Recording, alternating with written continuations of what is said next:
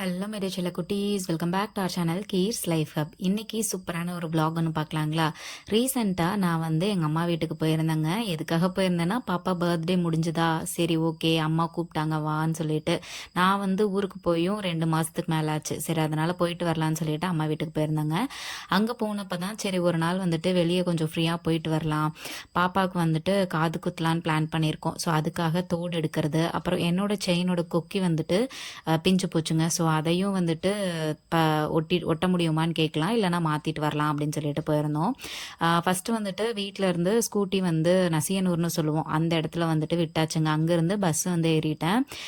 நான் அம்மா பாப்பா 3 பேரும். பஸ்ஸு நான் போயே ரொம்ப நாள் ஆச்சுங்க. ரீசெண்டாக ப்ரெக்னன்சிக்கு அப்புறம் அவ்வளோவா பஸ்ஸில் ட்ராவல் பண்ணவே இல்லை. ஸோ இதுவே ஒரு புது ஃபீலிங்காக இருந்துச்சுன்னு வச்சுக்கோங்களேன்.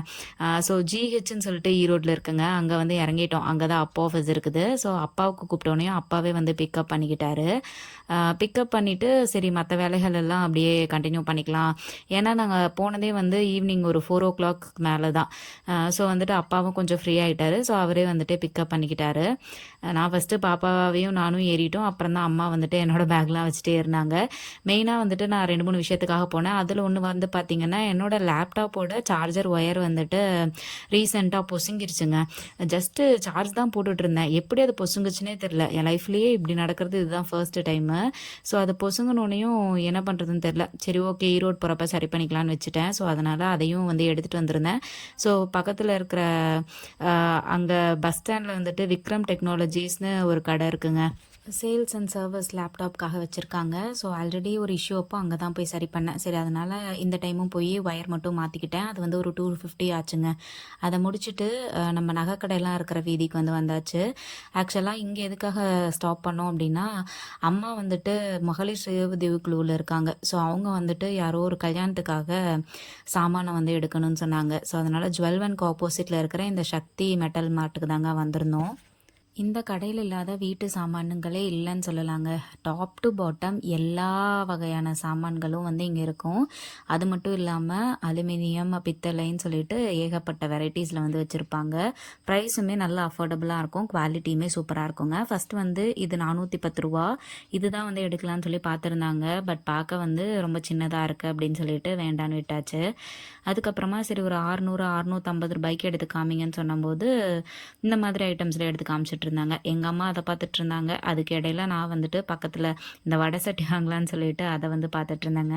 நல்லா இருந்துச்சு கடை எல்லாமே. பட் ரேட் தான் கொஞ்சம் ஜாஸ்தியாக இருந்துச்சு. பட் காசுக்கேற்ற பணியாரம் தானே, அதனால் நான் இந்த குட்டி கடாய் மட்டும் வாங்கலாம், சும்மா ஏதாவது கம்மியான ஐட்டம் செய்கிறதுக்கு வாங்கலாம் அப்படின்னு சொல்லி இதை மட்டும் பார்த்துருந்தேன். அப்படியே பில்லிங் செக்ஷன் போனப்போ அங்கே பீதாம்பரி பவுடர்னு சொல்லி வச்சுருந்தாங்கங்க. இது எங்கள் அம்மா சொல்லிகிட்டே இருப்பாங்க. வீட்டில் இருக்கிற செம்பு பாத்திரம், அப்புறம் பூஜா ஐட்டம்ஸ், அப்புறம் எண்ணெய் பிசுக்கு இருக்கிற மாதிரியான ஐட்டம்ஸு, அப்புறம் துருப்பிடிச்ச பைப்பு, இதெல்லாம் கூட சூப்பராக க்ளீன் பண்ணுன்னு சொல்லிட்டு ஸோ அதையும் வாங்கிட்டேன். லாஸ்ட்டாக இந்த கொப்பரைங்க, இது ஒரு 675 ரூபா வந்துச்சு. ஸோ அதுவும் இந்த சின்ன வடை சட்டியும் தாங்க வாங்கியிருந்தோம். ஸோ டோட்டலாக பில்லு 845 ரூபா போட்டுட்டு எடுத்துகிட்டு வந்தாச்சு. பட் செம்மையாக குவாலிட்டியாக இருக்குங்க. ஈரோட்டில் இருந்தீங்கன்னா கண்டிப்பாக நீங்கள் இங்கே விசிட் பண்ணுங்கள். அதே மாதிரி அந்த பவுடருமே நான் யூஸ் பண்ணி பார்த்துட்டேன், செம்மையாக ரிசல்ட் கொடுக்குது. செம்பு பாத்திரத்தை அது இது புளி உப்பெல்லாம் போட்டு விளக்கிட்டு இருக்கிறதுக்கு இந்த ஒரே பவுடர் போட்டால் பளிச்சுன்னு ஆகிடுதுங்க. ஈரோடுனாலே டெக்ஸ்டைல்ஸ்க்கு தான் ஃபேமஸ் இல்லைங்களா. ஸோ பாருங்கள் எவ்வளோ கடைகள் இருக்குன்னு. அடுத்ததான் எங்கே போயிருந்தோம் அப்படின்னா ஸ்ரீகுமரன் தங்க மாளிகைங்க. நான் சொன்னேன் இல்லையா பாப்பாவுக்கு தோடு எடுக்கணும்னு சொல்லிட்டு. ஸோ அதுக்காக தான் போயிருந்தோம். பட் ஃபஸ்ட்டாக என்னோட கொக்கி உடஞ்சிருச்சுன்னு சொன்னேன் இல்லைங்களா, செயின் எடுது. ஸோ அதை மாற்றிடலாம், எவ்வளோ வருது என்னென்னு எஸ்டிமேட் கேட்டுக்கலாம்னு சொல்லிட்டு ஃபஸ்ட்டு அதை தான் கேட்டிருந்தோம். இதை பற்ற வைக்க முடியாதுன்னு சொல்லிட்டாங்க. ஸோ அதனால் மாற்றிக்கலாம் அப்படின்னு சொல்லி முடிவு பண்ணியிருந்தோம். இந்த கொக்கி மட்டுமே 7000 ரூபாய் வந்துருச்சுங்க. கேட்ட உடனேயுமே செம்ம ஷாக் ஆகிடுச்சு. புதுசாக வாங்கின கொக்கி பார்த்தீங்கன்னா 0.5 கிராம் இருந்துச்சு. அதுதான் 7000 வந்துருச்சுங்க. சரின்னு சொல்லிட்டு அந்த கொக்கியை செலக்ட் பண்ணி வச்சுட்டு அடுத்ததான் நான் போன இடம் கொலுசு ரொம்ப தளர்ந்து போய் காலோட கலண்டு வந்துட்டு இருந்ததுங்க. அதனால் இங்கே ஆசாரி இருக்காங்கன்னு சொல்லி சொன்னாங்க. ஸோ அங்கே போய் பார்க்கலான்னு ஃபஸ்ட்டு போனேன். அங்கே ஆசாரி இல்லை.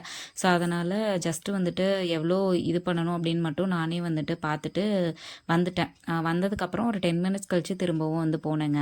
ஆக்சுவலாக இங்கே பார்த்தீங்க அப்படின்னா ஆசாரி இந்த மாதிரி வேலைகள் செய்கிறதுக்கெலாம் இங்கே சார்ஜஸ் பண்ணுறதில்ல. ஸோ ஒரு 10 மினிட்ஸ்க்கு அப்புறமா அவர் தான் சொன்னாங்கன்னு சொல்லிட்டு போயிட்டு அந்த கொலுசை மட்டும் கட் பண்ணி ஒட்ட வச்சுட்டு வந்தேங்க. ஆனால் அங்கே அவர் பண்ணுற ஒர்க்லாம் விளாக்லாம் பார்க்கவே ரொம்ப ஒரு மாதிரி சின்ன குழந்தைகளெல்லாம் வந்து ரொம்ப விசித்திரமா பார்த்துட்ருப்போம்ல, அந்த மாதிரி நானும் உட்காந்து பார்த்துட்ருந்தேன். ஃபர்ஸ்ட்டே தேய்ச்சாரு. அப்புறம் டக்குன்னு கட் பண்ணிட்டு, டக்குன்னு இந்த மாதிரி ஃபயர் வந்து குடுத்தாரு. டக்குன்னு ஒட்டிக்கிச்சுங்க. செம்மையா இருந்துச்சு. அடுத்ததா பாப்பாவுக்கு வந்து தோடு செலக்ட் பண்ணலான்னு போயாச்சுங்க. ஃபர்ஸ்ட்டா வந்துட்டு சரி 1/2 பவுன்ல ஒண்ணே ஒண்ணு எடுத்துரலான்னு முடிவு பண்ணோம். அதுக்கப்புறமா சரி எதுக்கு ஒண்ணே ஒண்ணு, ஏன்னா பாப்பாவோட காது ரொம்ப பிஞ்சா இருக்கும். அதனால வந்து ரொம்ப சின்ன தோடா ஒண்ணு எடுத்துட்டு, அதுக்கப்புறமா ஒரு 1/4 பவுன்ல ஒண்ணு எடுத்துக்கலான்னு முடிவு பண்ணி 2 தோடா எடுத்துட்டு வந்தோங்க. 2 தோடுமே செம்ம சூப்பரா இருந்துச்சு. அதுல அந்த 1/4 பவுன் தோடு வந்து அவ்வளவு அழகா இருந்துச்சு. ஃபோட்டோ எடுக்க மறந்துட்டேங்க. கண்டிப்பா காதுகுத்து ஃபங்ஷன் அப்போ விளாக் போடும்போது அந்த தோடு மட்டும் உங்களுக்கு தனியா காமிக்கிறேன்.